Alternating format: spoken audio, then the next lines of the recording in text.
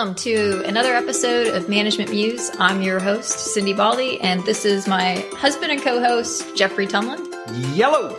Welcome to the podcast where we try to inspire better work performance. Thanks for listening.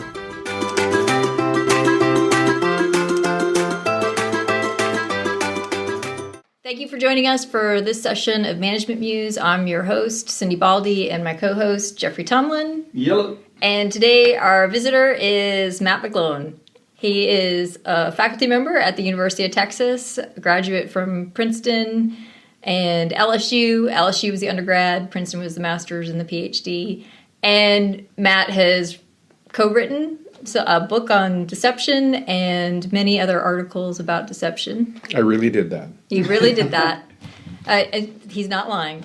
And so we're going to talk today about deception and its uses in organizations and leadership. So with that, Matt, what would you be willing to make the case for us that deception can be an effective management tool? I would, but I'm going to have to make some distinctions here.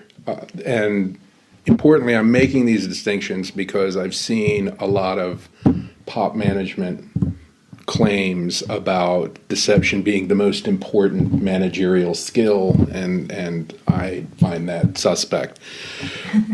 There are generally, when you're talking about deception, you can make the distinction between lies of omission and lies of commission. So a lie of commission is what we normally think of as lying, in which you say something that isn't true. You say something that's false.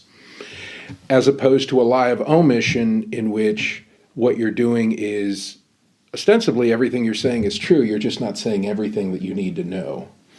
And so a lie of commission is, I tell you to see a film, I tell you this film is wonderful when I think it's bad. I am intentionally misleading you with a falsehood. But if you take a look at, say, the blurbs that a studio will allow for a really bad movie, in which they've cherry-picked the review to find something where they say, extraordinary. The best part of the movie. Yes. Extraordinary. You'll find that, and then you actually go to the review and it says, it's extraordinary that anybody would actually sit through this piece of junk. Now that is a lie of omission. And in both cases, they're misleading. In one case, you're making something up, you're misrepresenting the facts by saying something that's false. In a case of a lie of omission, you're misrepresenting the facts by presenting something that's true. Perhaps the reviewer really did say extraordinary, but she might have said all these other things that would lead you in context to mean that the kind of extraordinary issue she's talking about is not the movie, but that anybody would consider to watch it. So a lie of omission, you're being selective about the truth. And we as human beings are selective about the truth. We make impressions and we tend to accentuate the positive and not emphasize the negative. To, quote one of my favorite Professor Longhair songs. And, we will talk about the things that we are proud of and we won't talk about the things that we're not. It is, as a manager, you certainly, when you are trying to say, sell your business, you're trying to make the case for somebody using your product or services, you are going to put the emphasis on the things that you're really proud of, and you're going to de-emphasize those things that are negative.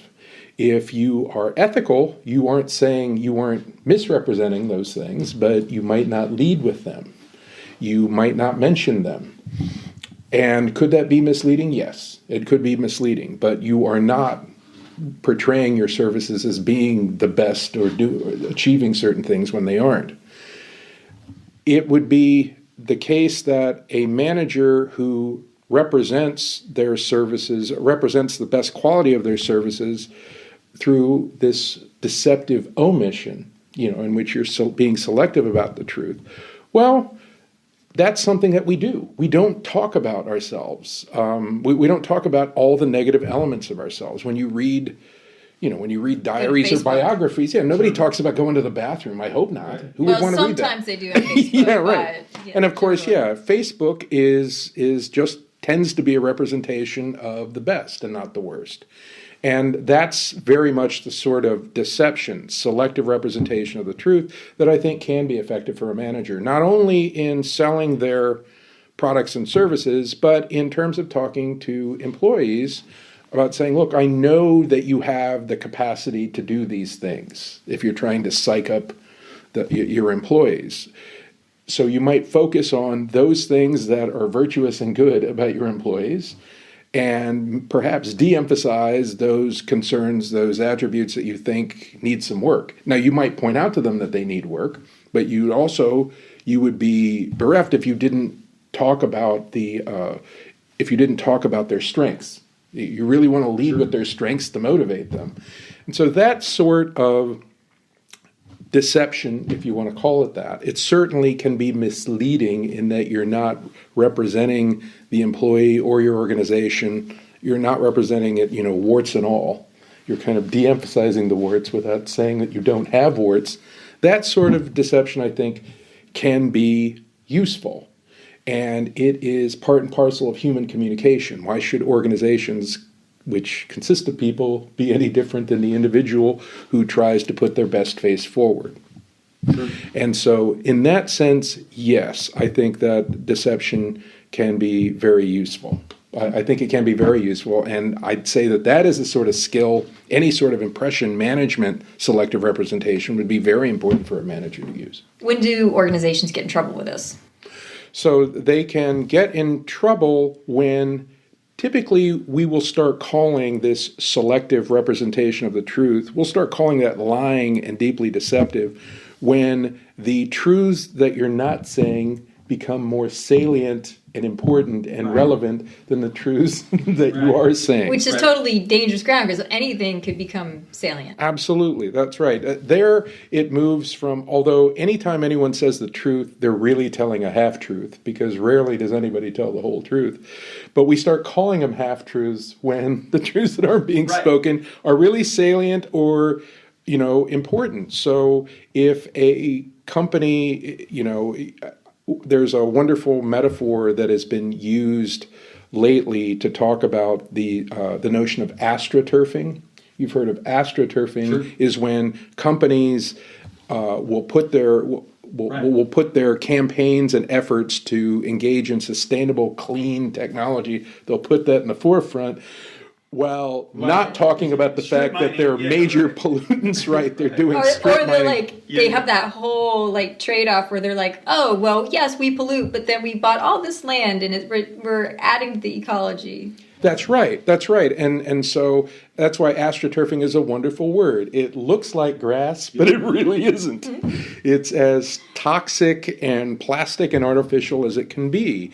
And so, and of course, that can hurt your bottom line. It not only will undermine your impression in the short term, but it can undermine your credibility in the long run. If this company is willing to engage in these tactics, talk about this this virtuous, ecologically minded campaign, and are doing this in this cynical fashion to cover up, obscure a long history of pollution, well, that could, when something like that gets exposed, it can really lead to a long-term problem with your client base. I was thinking of the cigarette companies. And certainly the cigarette companies who, their campaign to not only misrepresent the facts, they engaged in lies of omission and commission. They did everything you could, including making up research, pretending that they had research showing that, in fact, it could be good for you. And so how do we, if the tension is probably some deception is inherent in human interaction, then how do we try to manage this tension between we want high trust organizations, but as humans we're probably going to be at least periodically deceiving each other? How do you see those? It's a great question, and I think the important construct here is one from sociology that sociologist by the name of Irving Goffman developed called face. Okay. So the notion of face is the public persona that you want to project, in the sense that the Cindy and the Jeff that you want people to know is just a selection of things that are true about you. Yeah, it's the impression management. That's right. It is impression management. That's the truth. Yeah, right. And importantly, we do face work. You are preserving your own face. You want to put your best foot forward. But if you're a good communicator, you are trying to protect the face of the people that you're communicating with. I think that those sort of considerations, any sort of high trust organization is going, the members are going to be aware of this notion of face. Whether they read Goffman or not doesn't matter to me, but they have a sense for what face is, and surely they do, and are going to be mindful of that when they start talking about hard truths. Yeah. The one place where you see, there some interesting in terms of doctor-patient communication, where you see falsehood as a regular communication strategy is in dealing with Alzheimer's patients, people with memory disorders. I worked in a clinic up in northeastern Pennsylvania several years ago, and I was dealing with people who were losing their memories, and they would see me every day, and I wasn't a doctor at that point, so I didn't wear a white lab coat. And it's not the case that Alzheimer's people with Alzheimer's forget everything. It's that they have this curve in which they begin to forget things. Starts off as simple things, it becomes more profound. But they don't lose the sense of familiarity. So the fact that they'd see me every day, they knew my face was familiar. And guess what? After a few weeks working there, I had a whole lot of grandparents. I adopted grandparents. I go, grandson.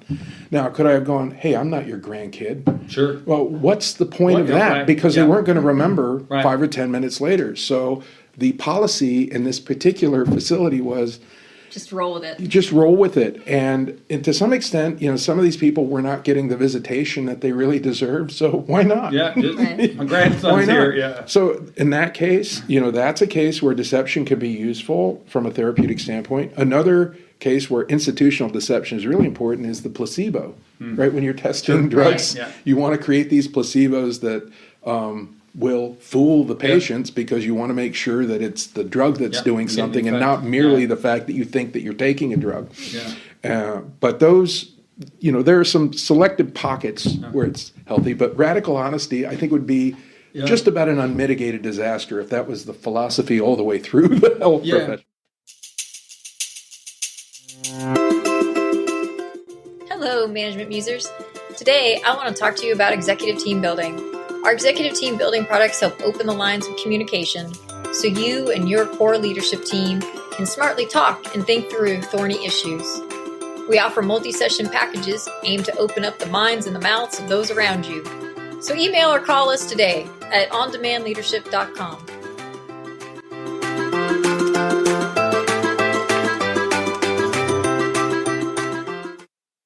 We hear a lot about authenticity right now, being your authentic self, an organization having authentic leadership. How do you get that sense of authenticity when, fundamentally it sounds like human interaction really has a bunch of... That's an interesting question too. And funny is I've thought about this, and let me explain myself. I've thought about this in terms of Donald Trump. Okay. Because if you talk to the people who really were strong supporters of Donald Trump, they talk about him as being truthful and authentic. And certainly when he was campaigning against Hillary Clinton, they saw her as being false. Yeah, inauthentic. And inauthentic. Now, what's really the difference between them? Well, demonstrably, you can find that Trump said a lot of false things on the campaign trail and when he was president. Things that are just flat false. And there are certainly cases in which Senator Clinton, Secretary Clinton, but not President Clinton, said things that were false. But if you look at the notion of an authentic style, there's something off the cuff about Sure. the way that Donald Trump talks. Yeah, no question. And many people sense that, whereas the criticism was leveled by some, not all, at Senator Clinton, that she sounds like everything's been scripted and focus grouped. Right. So her lies are actually more intentional. That's right. It's more of a stylistic deception that people on the right saw with Clinton, Sure. Yeah. while overlooking the outright demonstrable untruths that Trump, was saying. Is so they saw an authenticity that's different than whether everything you're saying is fact-based. It has to do with a spontaneity, has to do with saying what's on your mind. Yeah. That's a type of authenticity. It doesn't feel like there's a face. That's right.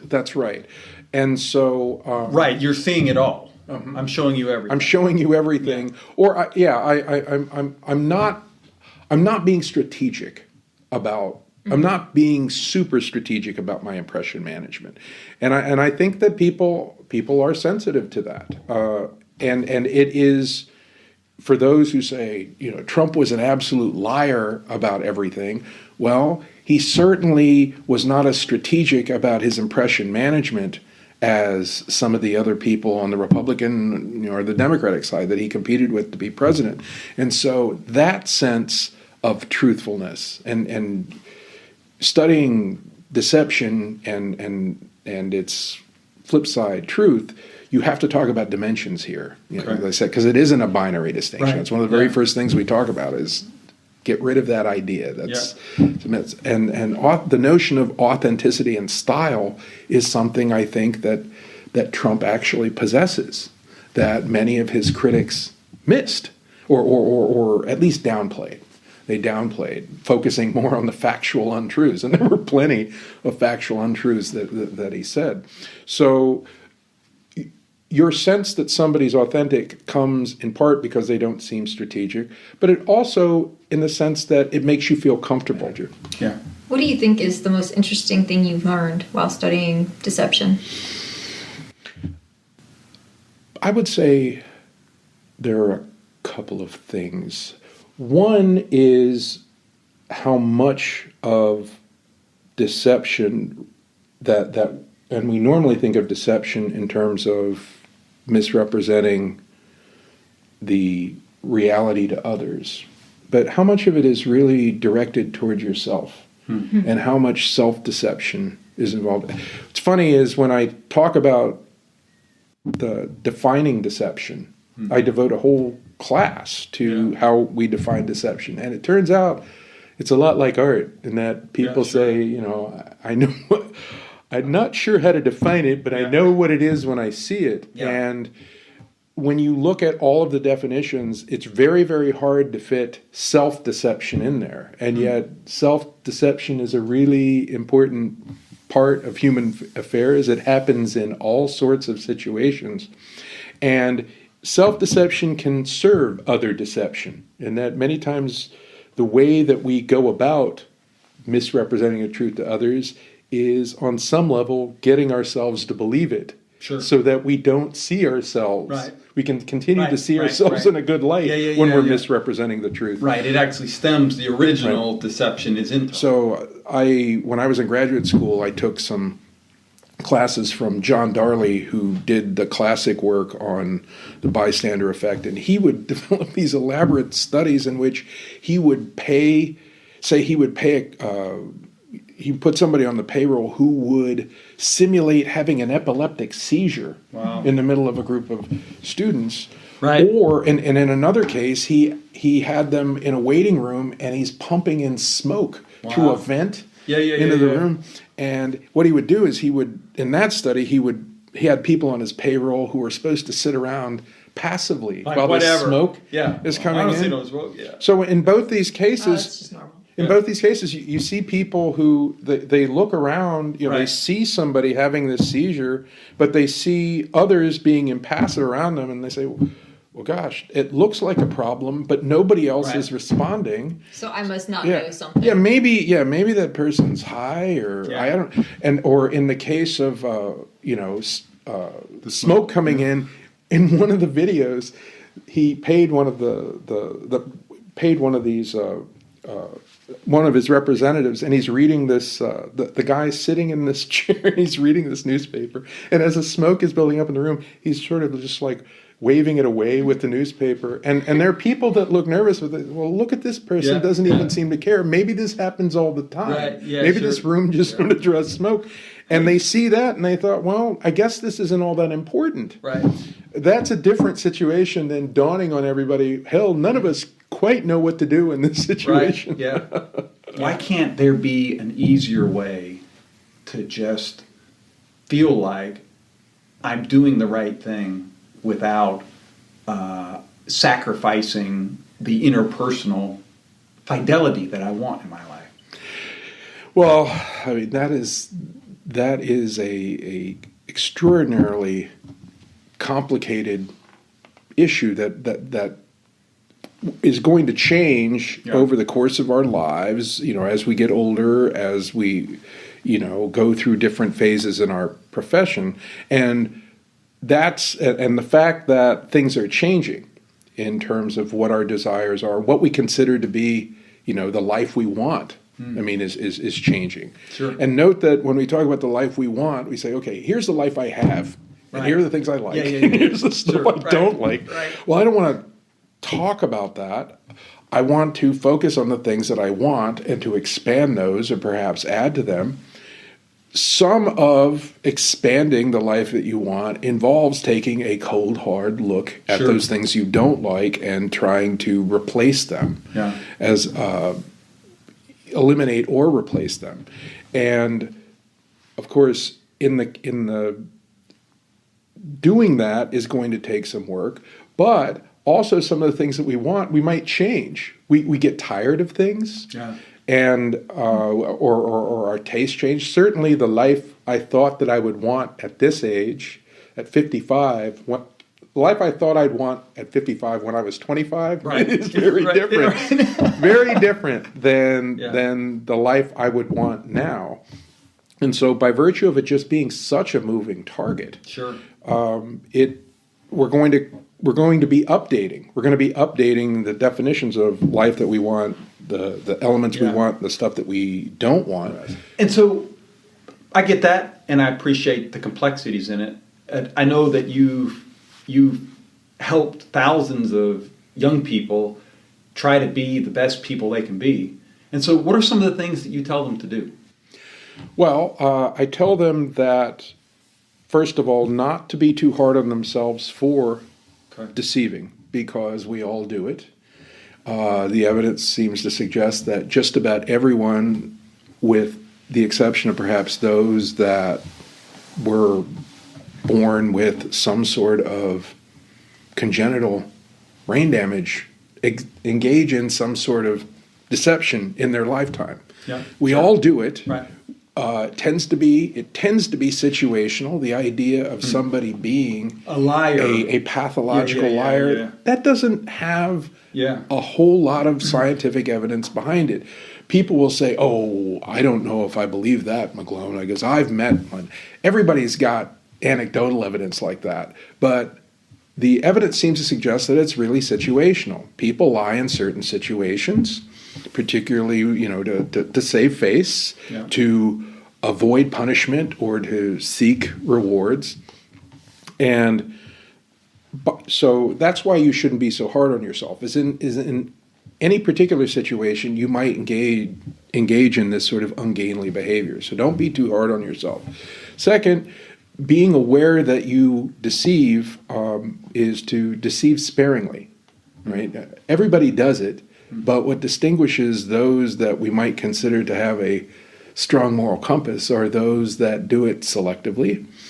And I would encourage people to think more towards the realm of selective representation of the truth, as opposed to a lie of commission, outright misrepresentation by a falsehood, because those can come back to get you. You can certainly later on say, okay, I didn't reveal everything. But if you say, oh, well, I said this and I knew it wasn't right, that is more reputation damaging. And in the age of the permanent record. When I was a kid, we used to talk about if you did something bad in school, it'd be on your permanent record. Sure. And I was like, there really weren't any permanent records. Yeah. There are now. Right, yeah. The internet is a permanent record. Right, yeah. It's kind of hard to escape it. And certainly, that there's this controversy of so-called cancel culture in which people are being canceled for things that they said 10 years ago. And in the case that they said inappropriate things, I'm not speaking to that. But if you look at people who said things that were just flat false, Right, lies. that were lies, that can be demonstrated as lies, well, those are the sort of reputation hits that are very, very hard to come back from. Yeah. Very hard to come back from. And so that's why if you are going to engage in deception, as we all do, it's probably better for you engage in selective representation of the truth than misrepresentation via falsehood. Third is to really think about the relationship, is to think about its consequences for the relationship. The final thing that I'll say is in terms of your understanding and your willingness to forgive when you discover somebody has engaged in a lie. It can really hurt. And we love to throw out a word like you're a liar. Not merely that you're lying, but that you're a liar, which implies that it's dispositional. It's part of who you are, yeah. That's intrinsic to who you are. And understanding that, well, if a liar is somebody who lies on occasion, well, then we are all liars. And to really think about your own experience, just as method actors are supposed to draw from their reservoir of experience to when they're trying to evoke happiness or pride or something in their acting, is when you find out about a lie, and of course our initial reaction is, how dare you, despite the fact that all of us at some time have probably engaged in a lie that is, that we might have engaged in a situation very similar to the same degree, and hopefully somebody forgave us to the extent that we can do that. I think that that's important. The funny thing is, when you teach a course in deception, as I have for 15 years now, and you get somebody that plagiarizes on a paper in a deception class, and you say, "Wow, isn't there?" Initially when I encountered that, I thought, there would be a special place in hell for somebody that plagiarizes, engages in deception, a course in deception. And also, you want to say, I've been teaching this for a while. Right.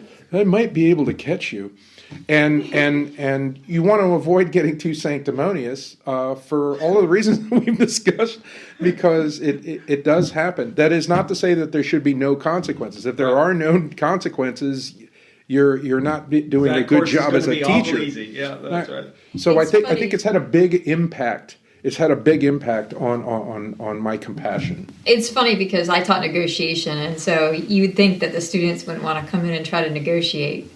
But they do. Yeah. And you're like, yeah, I'm picking up on the influence tactics you're using on me. That's right. And then you kind of want to grade them. Oh, and sometimes I'm actually impressed. I'm like, that was well done. No, you're still getting In me. your perusal and understanding of the science, any differences between how men and women lie? Any differences between young and old? Any differences between American deception and other? Anything noteworthy that stand out in terms of peculiarities? Yeah. I would, you can certainly find, in terms of the gender dynamic, there's some pretty good work that my friend Jeff Hancock at Stanford has done on what men and women lie about. And in particular, he was looking at online dating. And the sort of I'm sure there's no line there. And it's like it's pretty rampant. But the attributes that they we met in. By the way, we're Match.com. We're Match.com. Hey. At 97%. 97%, baby. Neve and I met on Bumble, right? Okay. What's that? So Bumble's the one in which she makes the first move. Oh. She made the first move. Well, by the way, I did too. Yeah. I went shopping, and this is what I came back with. That's it. So a 97%. match. And it's actually... I read his profile, and I was like, I could have written this. Yeah, and so this was 19 or No, it was 2001. 2001. So this is a long time ago, but it's the power of a good algorithm. Mm-hmm. Like we actually are that compatible. Mm-hmm. Mm-hmm. And so, yeah, but you know, it is humorous because it's maybe you think about online dating, you think about getting a job, you think about meeting your significant other's parents. I mean, these are impression management. This is the Super Bowl of impression management here. Mm-hmm. And so a lot of our topic that we're talking about today, it gets very slippery very quickly. Sure. In that kind of zone where the stakes are that. Well, and you know, like I think it is an interesting thing because, like, I mean, obviously I'm thinking back 20 years, but like there was no deception in my profile, and I feel like your profile was you were very accurate in your profile too, which is required for a good match, right? Yes. Like here you are, you're trying to find a match. Like, what are you doing lying? Well, to be clear, you were looking for a match for in perpetuity. That's true. I was not looking for Saturday night. And so to the extent that some people are, that there are certain sorts, the misrepresentation of their financial status and that. Now, what Jeff found is the difference between in deception between men and women had to do with physical attributes. Had to do with physical attributes. Huh. So men would misrepresent their height as They would being be taller. Women would misrepresent their age. And now, to be clear, I said would do this. Overall, most people weren't. Right. But if they when were going to be people lying, did it, that would be the tendency. when people did it, men were much more likely than women to misrepresent their height up. Yeah. And women were more likely to misrepresent their age down. Huh. I think there was a slightly higher tendency among women to misrepresent their weight down, but both men and women wanted to misrepresent their weight down. For sure, right? Yeah. And the age of the profile pick was, they would pick older profile picks. Right. So in terms of what men and women lie about, they've done some work. It's totally culturally derived. Because, there's like that Economist article, pretty sure it was The Economist, that basically men always choose 25-year-olds and women, I can't remember what they said about women and what we choose, but wasn't age, but like that. Yeah. I mean, you live in a culture, they like a younger woman. That is particularly common in this culture, perhaps in many cultures.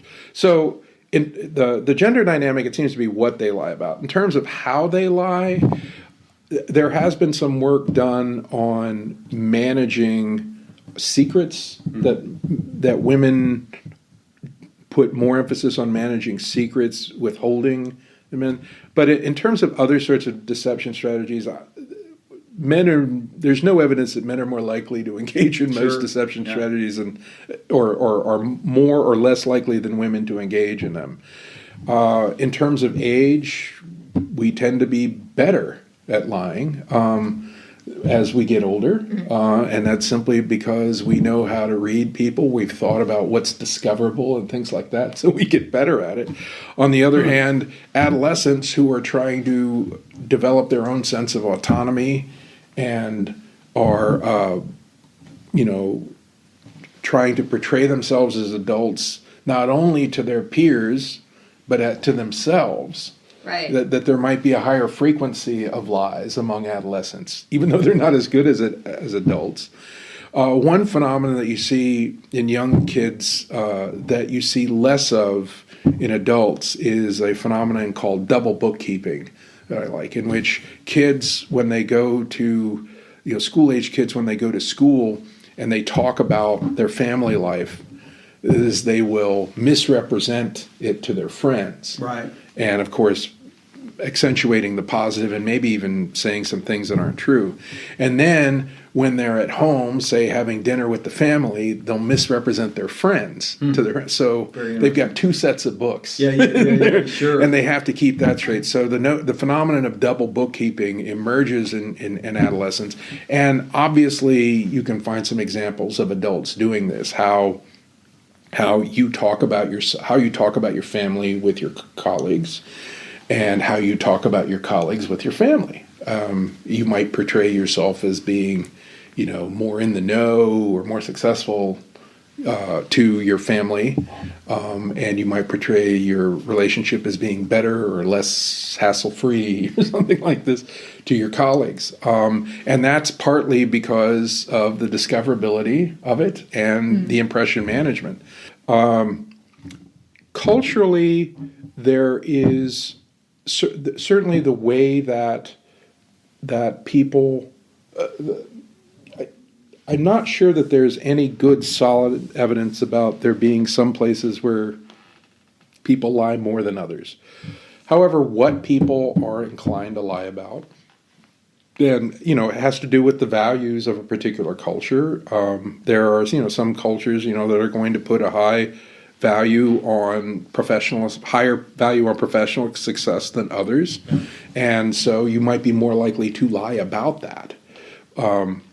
In most cultures, it turns out there's some wonderful work by a fellow by the name Tim Levine at the University of Alabama, Birmingham, and his colleague Kim Sirota at Oakland University that have looked at the frequency of lies. And they've done studies where they ask people to keep diaries, these self-report studies about lying, and you find that the prolific liars, the ones that are lying multiple times a day, that's actually a pretty small percentage. Sure.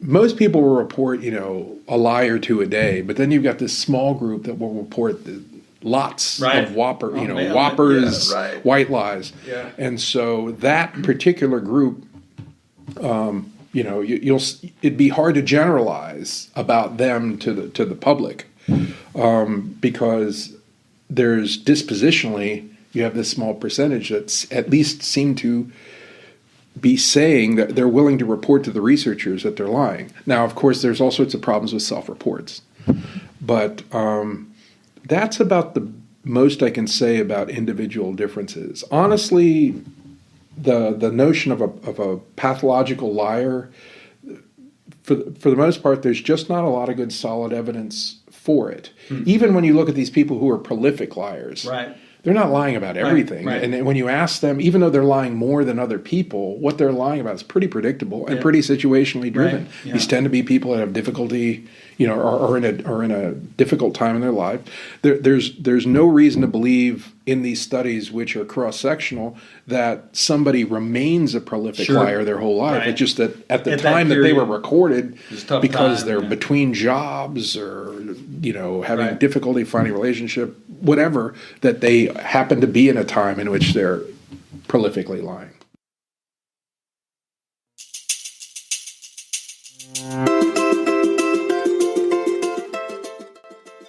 Hello, Management Musers. Today, I want to tell you about my favorite product, the Comprehensive Organizational Benchmark Report and Analysis. That's right, we call it COBRA. And if you want that bad boy to strike at the debilitating uncertainty that fuzzy estimates and half-baked guesses do to your company, and better understand the social and cultural dimensions of your organization, then give us a call or email us at culsure.com. That's culsure.com. And any updates on the ability of people to detect lies? When I was learning about deception, besides a small percentage of people who I think were in the Secret Service, most people weren't that good at lying. Mm-hmm. If you were in a relationship for a long time, you could catch them in a lie by setting traps. As long as you were talking about, and even with the people who've been in relationships a long time, you're good at detecting their lies about certain things, but not others. Okay. Yeah. There really has been a sea change in the way that people look at deception detection. And again, I will credit Tim Levine, that colleague of mine at University of Alabama, Birmingham, who has really shifted the idea of cues. There are all these theories for years. Like the leakage. And this idea that there are certain things that we do, nonverbal behaviors typically, right? Nonverbal behaviors that are just associated with lying.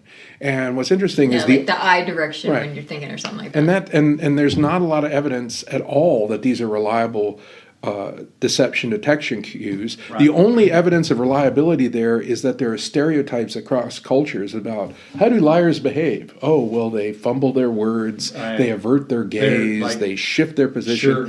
So everybody agrees on what they think a liar looks at, but it turns out that there's no scientific evidence to support that. What Tim has focused on is what he calls content and context cues. So the idea is that the determination that somebody is engaged in deception is contextual.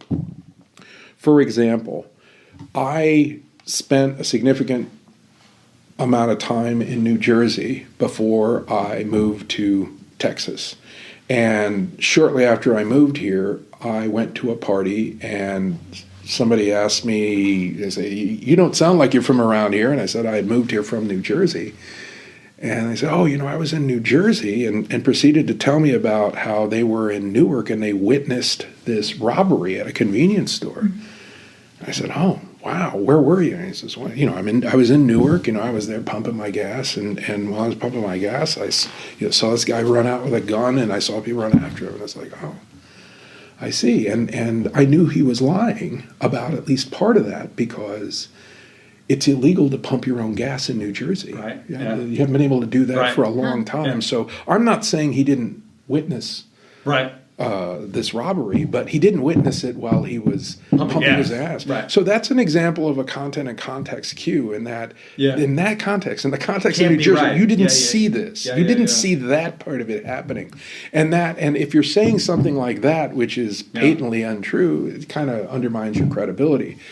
So that's a case of what Tim would call a contradictory context cue. Somebody in my neighborhood who had just moved into this fancy new house that was built in Crestview and there had been I remember that there was this little pillbox house and it was replaced with this giant McMansion.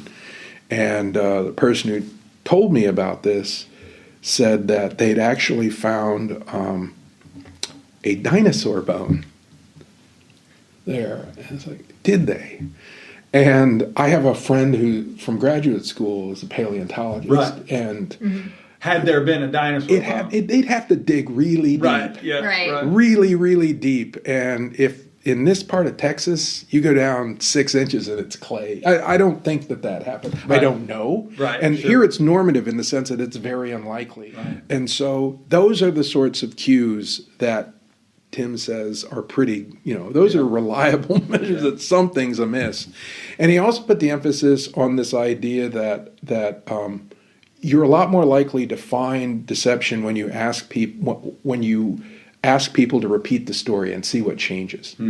So, and of course, that's been a time-honored technique, is to ask people to repeat an alibi or their story, and to be very careful to what changes in the story, because some things, first of all, why is it changing? Right. And it's possible that it's changing because people are remembering, in more detail. It could be changing because this is a story that they created. But looking at those sorts of consistency cues, so-called consistency in context, is a better cue than this idea that, look, he's blinking, he's nervous.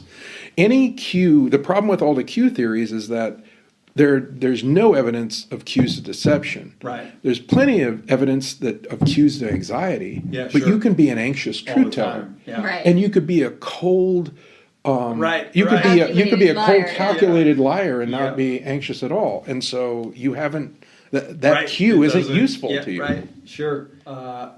In summary, I felt like at one point in this conversation, you gave some kind of rules of thumb for basically how good people can try to live their best life, or a better way of saying it is how we can feel like when we deceive, it's for a purpose, and that we're generally truth tellers. Mm-hmm. And so the 4 things that I remember you saying are kind of go easy on yourself, try not to lie outright, when you can help it.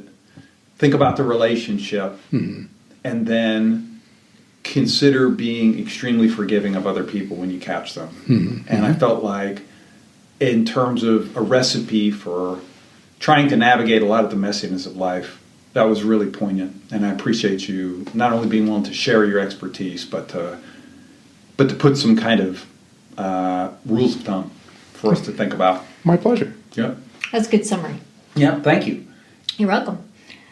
No, just there's a lot here, so still kind of churning through in my head. I will say that, like I was going to point out earlier, that you kept saying when organizations omit important things, and I've always thought that organizations get hung up when they make their identity about like a core value, and then that's the thing that they wind up doing something contradictory towards, whether it's lying or just an overt act. And so I think, like, I don't know how you're defining important right now, but like one way to do it in terms of looking at organizations and the consequences of organizations might be to look at what they espouse for the values as being their top values, and then the incidents where, you know, they get caught omitting something along those lines. Well, that's a very interesting that's a very interesting observation, and you think about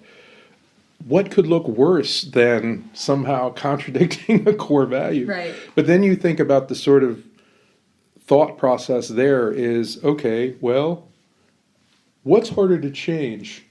The core value, or, you know, say, okay, well, that's not really a core value. You know, honesty isn't a core value. Right. Or to somehow change their account of it. Right. Sure. Right. And so probably when that happens, so, to the extent that they're aware of it, that it truly is intentional deception, is they're saying, wow, we can't really say that this isn't a core value anymore. It would look really bad to say that ethics, transparency, we're moving those down the list. That it would be easier. It would be easier to somehow amend the account in some way to cover up something. Or it was just a one-off. Yeah. So it's just a one-off incident where, like, I'm thinking in the heads of like them justifying, like, you know, this is still our core value, but this is just one incident, and we just didn't live up to it then. And and so it's one incident, and then what counts as an incident? Well, we mean 1 year, or we just mean one sector of our business that happens to account for 25% of it. And so you'll modularize, because that's the way, you know, you got to deal with it. It's just over here. All this other stuff is fine, but this stuff is here, and that's, you know, self-deception at work. Awesome. Any final words of wisdom to leave us with? One thing that I would urge people in management and in other walks of life to think about is how often we associate lying with falsehood. Now, I've talked about this idea of selective truth, but there is a way that the truth can be used in a very misleading way. And there's a phenomenon people call paltering. Paltering is when you say things that are truthful and they are every bit as misleading as a falsehood. I would urge managers to think about how much paltering might be going on in their organizations, because I think in misleading truths is an overlooked category. The other thing that I would encourage people to think about, and Cindy had this, she was talking about data. We were talking about data and deception, and I agree that data unto themselves aren't necessarily true. They can reflect a whole interpretation of it. They can reflect the biases of the people who collect them. But one area of deception that I really worry about in organizational life is the illusion of precision. Certainly the role that personality tests are playing in personnel decisions, you know, not merely recruiting and hiring, but promotion and things like this. We want an instrument. It'd be great if we had an instrument, you know, or we had algorithms and I could decide, you're going to be perfect for this job. You're not. but there aren't. Right. And merely putting this into a computer, running it through this software isn't going to make it any more precise. And many of these personality tests are not, you cannot make a very precise decision. The Myers-Briggs is, just borders on outright fraud at this point. The use of that project, there's not a. I think companies have been sued for using that. I think. Yeah, but there are still people who are using it, and they're and so I would caution about the phenomenon of illusion of precision, not merely there, but in any use of these instruments, is to really look at the accuracy to see what data are there to show that it really can improve your bottom line, improve your hires, improve your sales, improve your delivery of services, and improve other elements of your business, because we're all looking for some way to automate or make easier. But that and our desire to do that doesn't make something intrinsically that much better. It would be great if you could engineer your way out of these problems, and maybe someday we will, but particularly in the case of those sorts of hiring institutes, I'm deeply suspicious, and I see some things that really bother me about how managers use them. Got it. All Awesome. right. Thank you, Matt. My pleasure. My pleasure.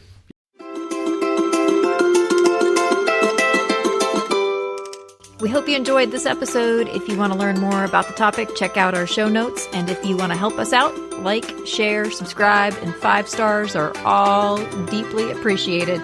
See you next time on the Management Muse.